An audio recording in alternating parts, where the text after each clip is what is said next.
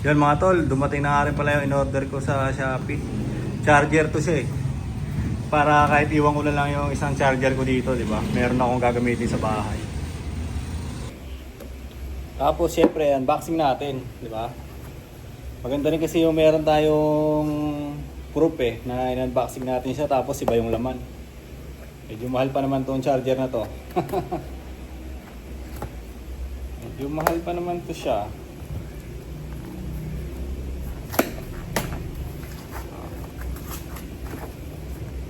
Order na rin ako parang ano, tawag dito. Original, ganoon. Original yung in-order ko, original yung nakalagay eh. Pero siyempre, titignan natin. Yan, unboxing natin dito. Ako kasi pag mga charger na ganito, mas gusto ko na yung bibiliin yung original kaysa mahal, di ba? Ay kahit mahal kaysa mahal. Original kaysa local. Kahit mahal siya, hindi sigurado mo na original, di ba? Ayan. Ito yung cord niya.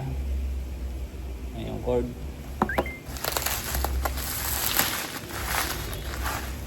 Tapos ito yung isa. Ito yung parang adapter. Ayan. Order ako. Isang set para to sa iPhone 14 ko. Ito yung iiwan ko ngayon sa bahay. Yung iPhone 16 kasi na binili ay meron siyang sariling cord. Yung cord niya sakto sa ganito. Ito. Sakto dito sa adapter na to. Kaya meron akong gagamitin doon. So mukhang original naman eh, di ba? Naka-box eh. Yan, ito yung ano niya. Tapos yung cord niya ito.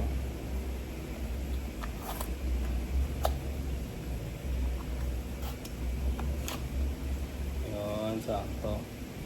Saktong-sakto. Doon ko na ito iti-testing sa bahay siguro. Diba? Doon natin testing sa bahay ito. Testing na ba natin dito? Ang gulo eh, no? Saksak lang natin na saglit.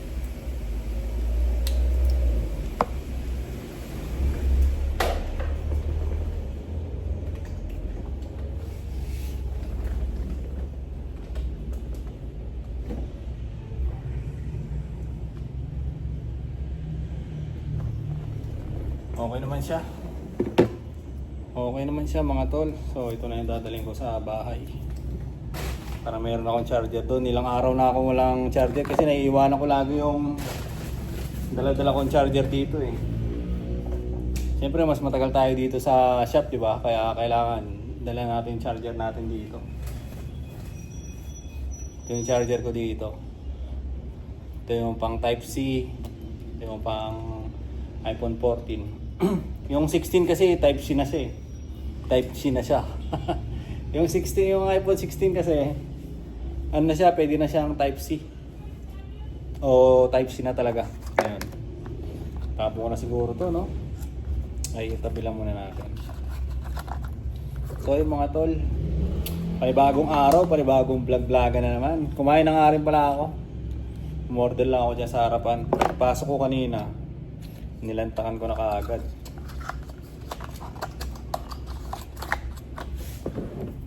Ay, magkano rin to siya?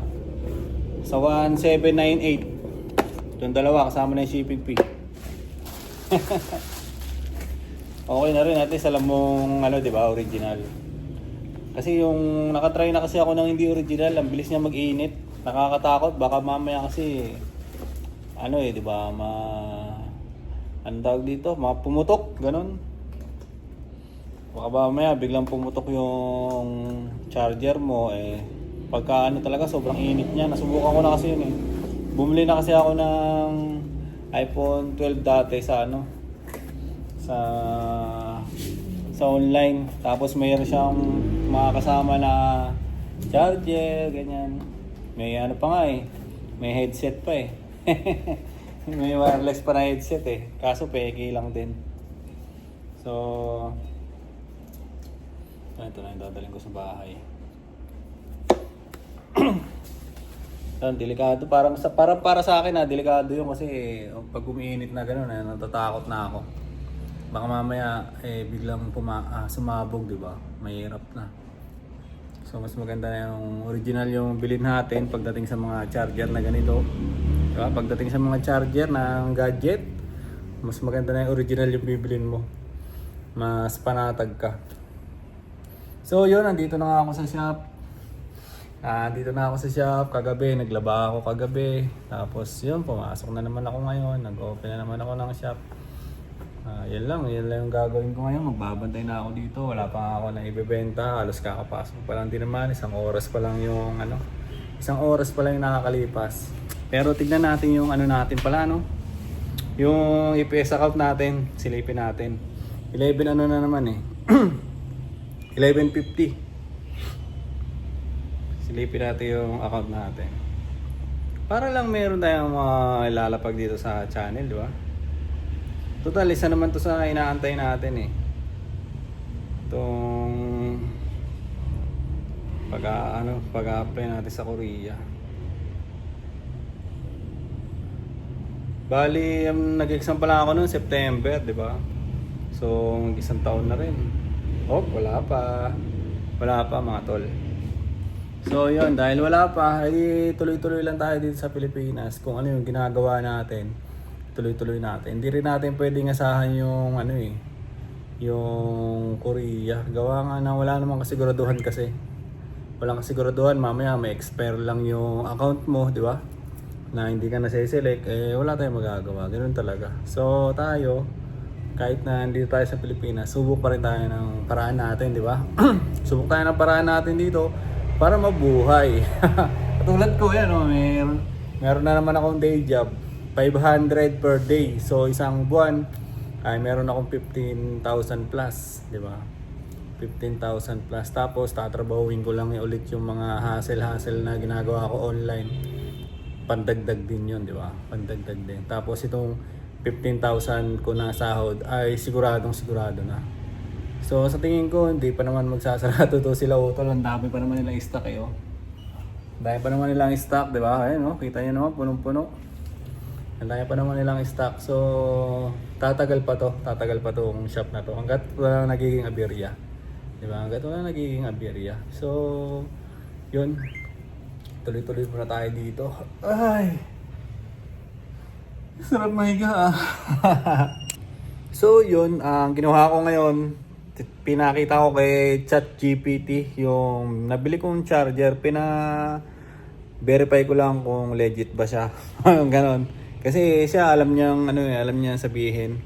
So yun, pinicturean ko bawat details ng charger, tapos yung box. Nasabi naman niya na original siya. Yan. Nasabi naman niya na na original, tama yung mga model, number, mga ganon. So mas mataas ang percentage daw na original yung charger na yun. Saka sa Apple, ko mismo yun binili. Sa Apple Store na reseller, ganyan. So yun, okay naman na siguro to. Mamaya testing ko na lang din. Kung hindi siya iinit o mabilis siyang mag-charge, ganun. Testingin natin siya mamaya. Diba?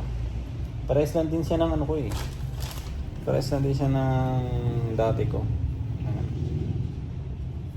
Merong sulat dito.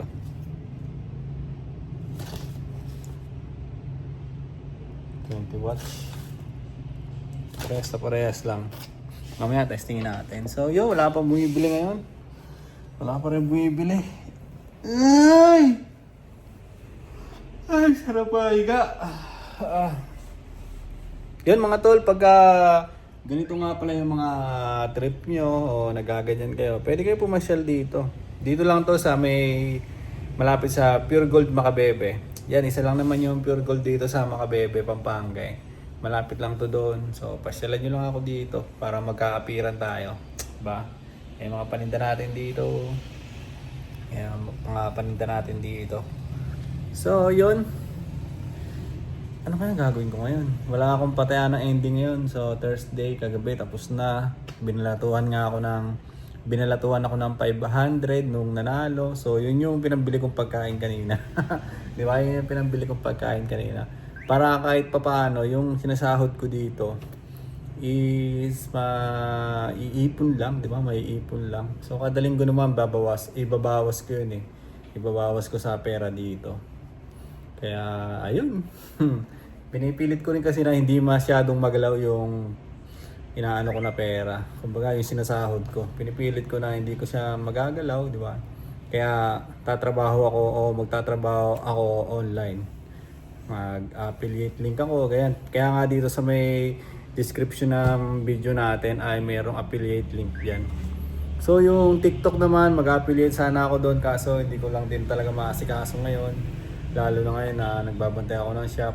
Di ba? Parang uwi ako ng bahay para magpahinga lang eh. Mag-edit lang ng vlog tapos mag-upload, matutulog, maliligo, ganun lang. Kagabi nga naglaba pa ako, di ba? Nandito talaga yung ano ko, oras. Nandito talaga sa shop ngayon. Kasi pagising ko rin, magpapahinga lang ng konti. Tapos ano na, 'di ba? Ligo na. Biyahe na naman pupunta dito. Ganun lang iikot ang buhay natin ngayon dito sa Pilipinas. Pero blessed pa rin tayo, 'di ba? Blessed pa rin para sa akin kasi meron akong trabaho eh, meron akong siguradong income na papasok. Maliit man 'yan o malaki. Kung mahawakan naman natin ng maayos, di ba? Pwede pa rin tayo makapagtabi. Ganun lang naman yun eh. Kung mahawakan natin siya ng maayos, pwede pa rin tayo makapag-ipon. So, yun mga tol. Yan lang muna yung vlog-vlogan ko muna siguro ngayong araw. Tapos yung mga naka-private ko na video dito ay pinag-upload ko na rin. Pinag-upload ko na para pagka ano, di ba? Gusto kong panoorin siya ay madali ko lang siya makikita. Pinablik ko na, hindi ko alam kung magkakaroon ng ano yan sa future, kung magkakaroon ng problema kay YT sa monetization natin. Hindi ko alam, titignan natin yan. Titignan natin. Saka mga video ko naman yung lahat eh. Ako naman lahat ng mga nandun. Saka si Baby, ako rin naman yung gumawa ng video na yun. So kung ma-reuse content tayo dahil galing siya sa ibang channel, ay titignan na lang natin. Diba, titignan natin yan sa future. So yun muna mga tol. Kung hindi ka pa nga nakasubscribe dito sa channel natin, tapos madalas ka napapasyal dito, di ba? Madalas ka napapasyal, pinapanood mo yung mga video natin. So yun mga tol, click nyo na rin yung subscribe button dyan, tapos click nyo yung notification bell para kahit pa paano, di ba, ma-update din kayo sa mga ina-upload natin dito. So yun lang mga tol, maraming salamat sa mga nanonood dito sa channel, sa mga pumapasyal dito. Kahit pa ganito lang yung mga content natin, kahit puro palagi lang ako yung nandito. So yun, maraming salamat kasi binibigyan nyo ng oras itong channel natin. So yun lang mga tol, hanggang dito na lang itong vlog-vlogan natin para sa ngayong araw. Bye bye!